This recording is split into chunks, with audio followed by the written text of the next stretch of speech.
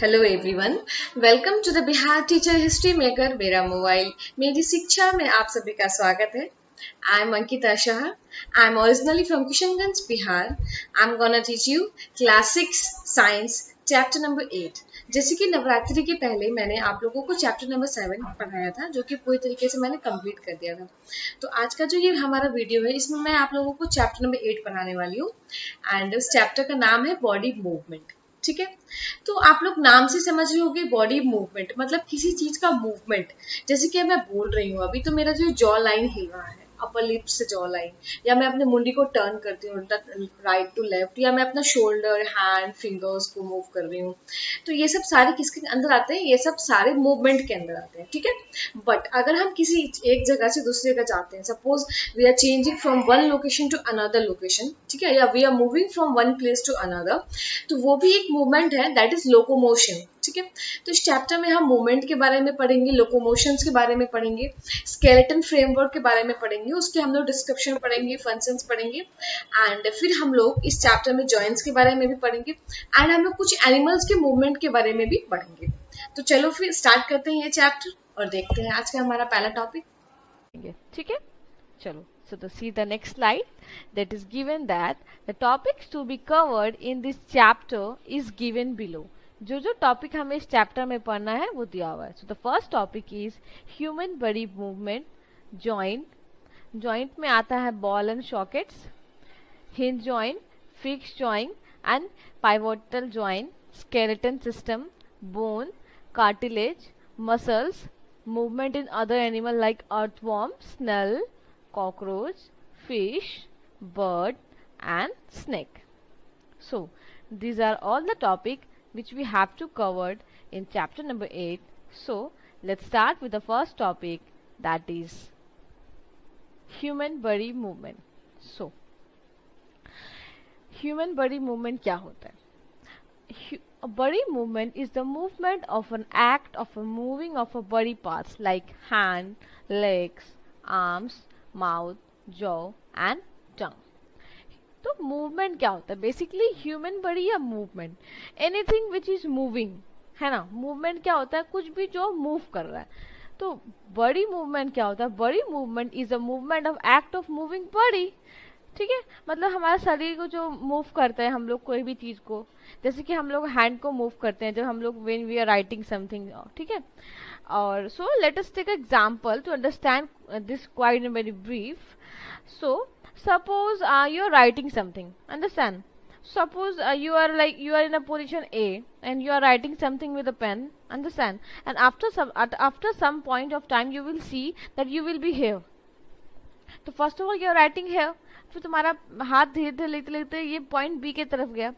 So what is this? That means that you have moved, तुमने move किया, तुम्हारा finger जो है मूव किया. ठीक है, so for example you can say that ma'am if you are moving your neck like one side to another, that is also example of move. So ये भी तो एक मूवमेंट ही हुआ. ठीक है, so all movements are not locomotion. सारे movement जो होते हैं लोकोमोशन नहीं होता है. If you will say what is locomotion, so that I will tell you in the next slide. Okay, so change in a posture और position involve in a body. जो भी पोस्चर या पोजिशन में changes आते हैं that's come under the category of body movement.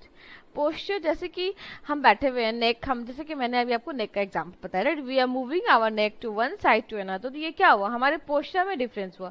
Position का मैंने बताया कि अगर हम लोग फिंगर पॉइंट नंबर ए पे है, अगर कुछ हम लोग लिख रहे हैं ना, if you are going after certain point of time in a point number B, तो हमारा जो फिंगर है वो तो मूव किया ना.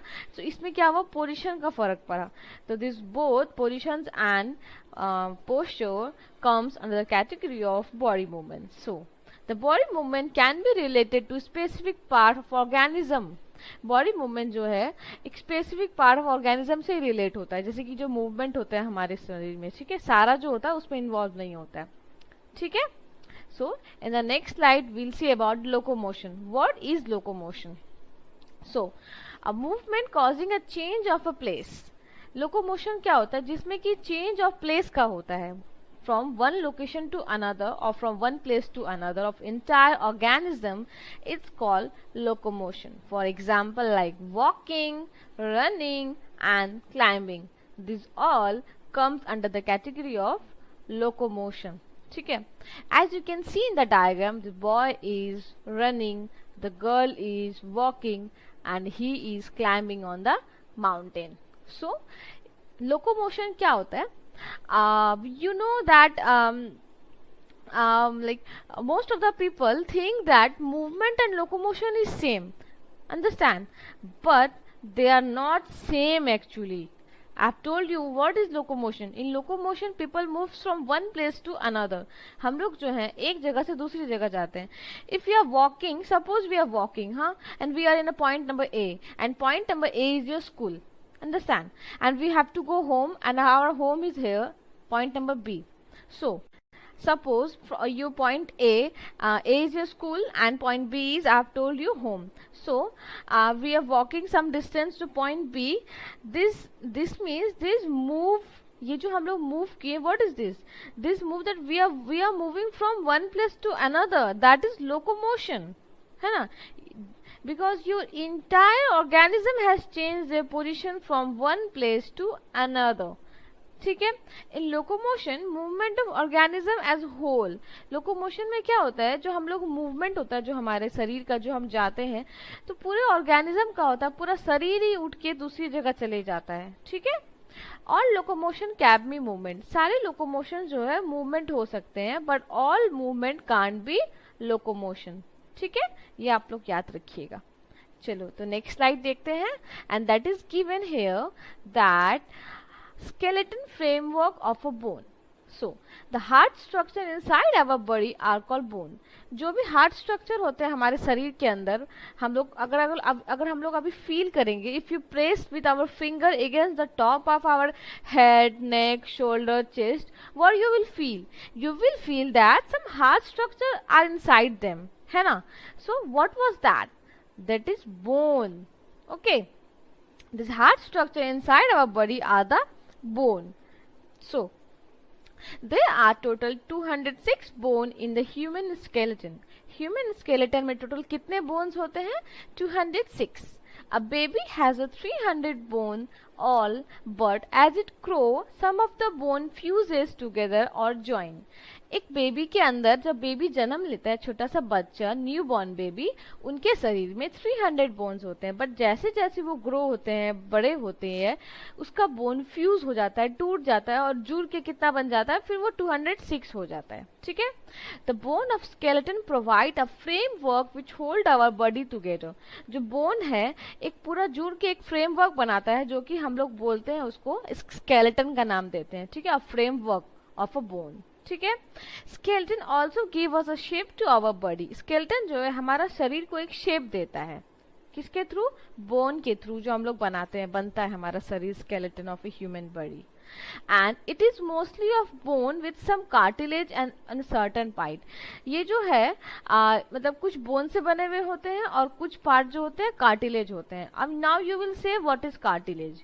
सो बोन्स तो मैंने आपको बताया कि bones are hard and tough, but cartilage is very soft. It is actually softer than bones. As you will feel in your ear, हमारे कान में जो होते हैं वो क्या होता है? कार्टिलेज होता है. ठीक है?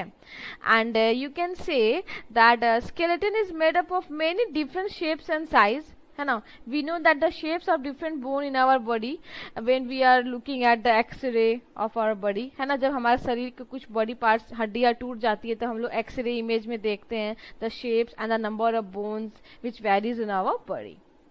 सो let's see the next slide, what is given there.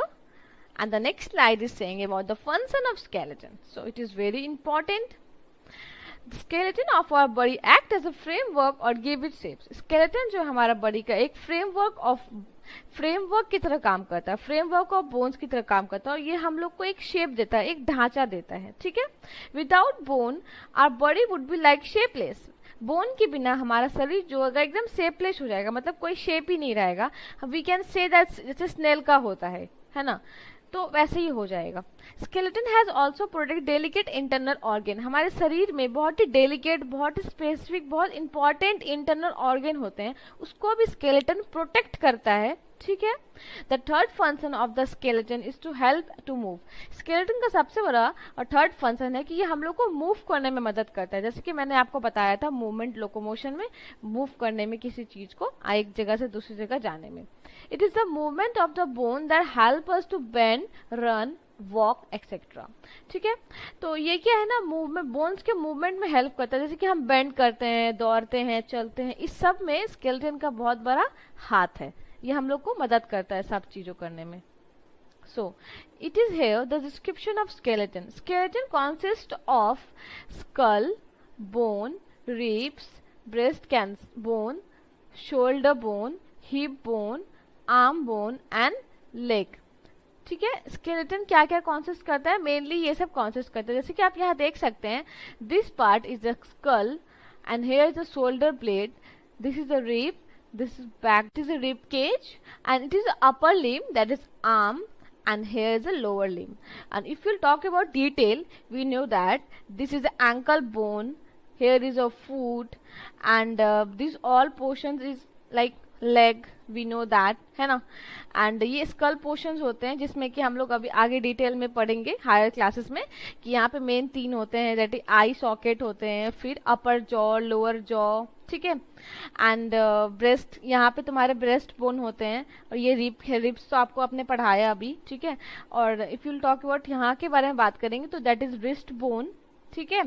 And ये जो पोर्शंस होते हैं, ये पोर्शंस किसके अंदर आते हैं, ये आर्म्स आते हैं, और यहाँ पे जो होते हैं दिस ऑल शोल्डर बोन्स, ठीक है। सो आज के लिए आप लोग को क्लास 6 के लिए इतना ही पढ़ना है, जिससे ज्यादा डिटेल में हायर क्लासेस में आप लोग पढ़ेंगे, ठीक है। सो